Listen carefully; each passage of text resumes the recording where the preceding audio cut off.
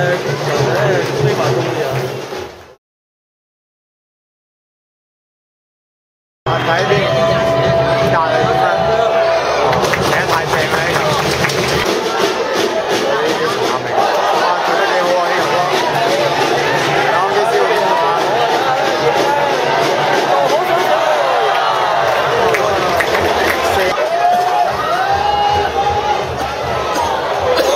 呢邊睇嚟有機會啦，扎個度，有，真係啦，好嘢啊！撞嘢冇頭。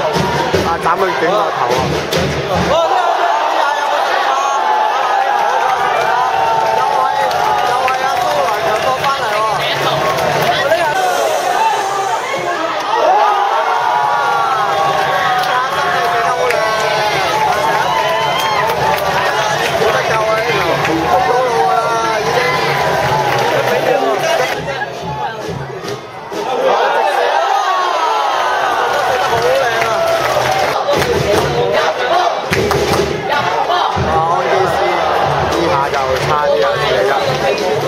好早就幫球隊打紀錄啦，亦都係你今季嘅第一球啊！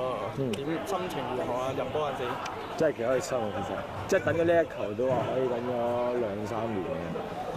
呢個都係你嘅生涯嘅第一個入球。係啊！啊，真係值得恭喜啊！其實今場都算係新界打比啦，咁早就幫球隊打紀錄，對之後嘅戰局咪順暢咗好多咧？係啊，其實如果你即係開頭開局開得唔好啊，或者輸一球啊，定俾人搞你，其實都會好辛苦啊大家。